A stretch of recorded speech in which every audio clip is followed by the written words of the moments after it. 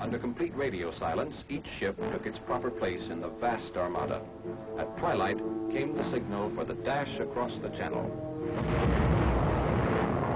On June 6, 1944, British and American troops went ashore on the beaches of Normandy in northern France in the biggest amphibious landing in military history.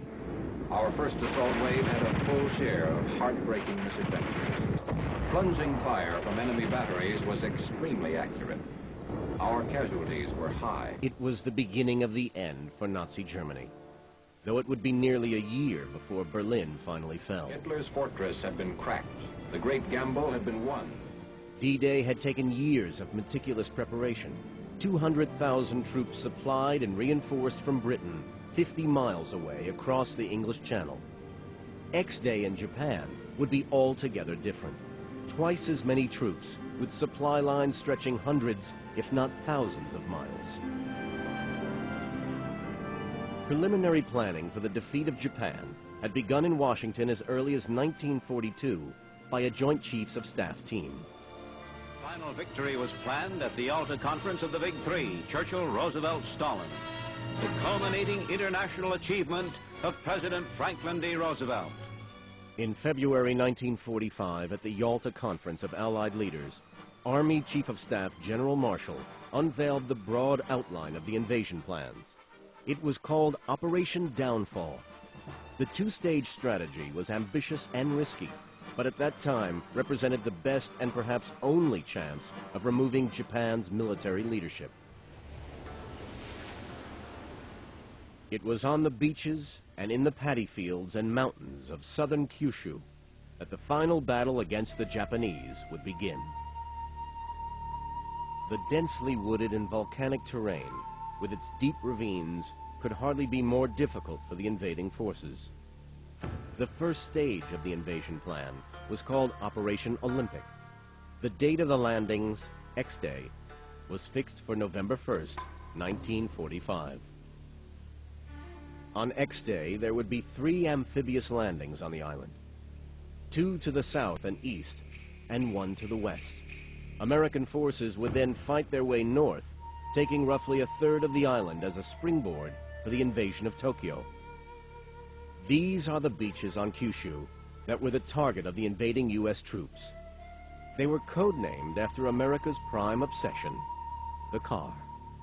Buick, Chrysler, Chevrolet, Pontiac, Cadillac. A directive from the Joint Chiefs of Staff approving Operation Downfall was issued on May 25, 1945. The forces of the Allies must converge on Tokyo from every direction. Directed by President Truman in the final phase of the global war and by such commanders as General MacArthur and Admiral Nimitz. In the dispute over who should lead the invasion, the Army's MacArthur won out. MacArthur saw the invasion undoubtedly as the supreme moment of his career. He has to know that there will be terrible casualties, but he feels that the invasion is the way you end a war. I mean, in order to end the European war, you took Berlin. In order to end this war, you take Tokyo. MacArthur's plan involved extensive conventional air bombing, plus naval bombardment of Japanese positions on Kyushu before the amphibious landings on X-Day. For the invasion itself, MacArthur wanted 250,000 combat troops for the landings and a total force of some 700,000 men. He calculated the ratio of invading Americans to Japanese at 3-to-1, sufficient to overrun defenses on the island.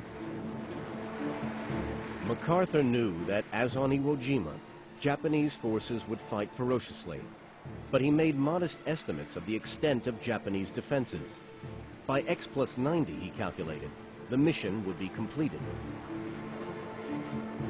Secrecy was critical, and an elaborate deception plan was hatched at MacArthur's Manila headquarters on the 30th of July.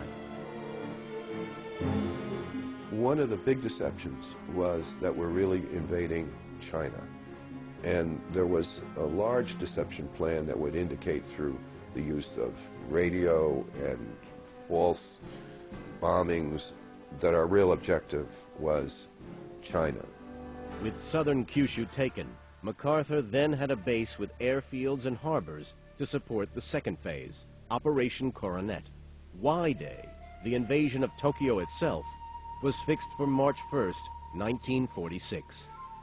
American troops would land to the east and southwest of the capital, and in a pincer movement, close in on the city across the flat Kanto Plain. The scale of this invasion was even greater than on X-Day. Not surprisingly, it was hoped Coronet would never be necessary. Everything went into the annihilating bombardments in the Okinawa operation. But in the spring of 1945, there was a battle in the Pacific that undermined confidence in the invasion plans. The guns of hundreds of ships opened up at almost point-blank range. Okinawa was the final stepping stone to Japan. Regarded as the fifth home island, it was just 350 miles from Kyushu. Once taken, Okinawa would provide anchorage for the fleet and airfields for the assault on mainland Japan. They told us we're going to land, they'd take us down, gave us a beautiful breakfast, steak and eggs. They always do that to us, you know. Then down the ropes we went and into the little landing craft. The pictures looked like those at Tinian, at Guam, at Iwo Jima. We've seen them before.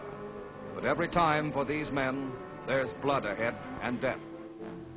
The main U.S. landing started shortly after 4 a.m. on April 1st, Easter Sunday. As at Iwo Jima, the American troops came ashore, virtually unopposed.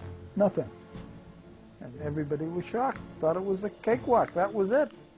I thought it was all over. I said, Jesus, I picked the right one to come in on. When they hit the beach at Okinawa, they laughed and joked and asked each other, where are the Japs?